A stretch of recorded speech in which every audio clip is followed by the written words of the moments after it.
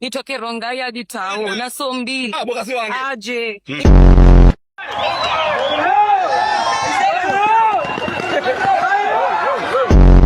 Nyanya imepanda kuliko hata bangi.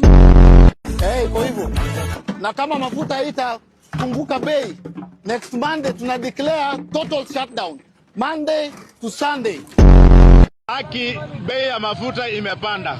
Hii Kenya sijui tuuze, tupewe kila mtu ile yake aende akakule ama tufanye nini? Kama hiyo wanta mtakata kutoka nayo, tunachukua madimanga. Sisi hatutakunao. Sisi hatuko diglo kawa Kenya, hatuko diglo. Wanataka bongolala, ikikupita we bongolala, na walosema jana iwetifika leo. Kasongo alisema mafuta ya pikipiki ni taa, ni mafuta ya taa, tukamark.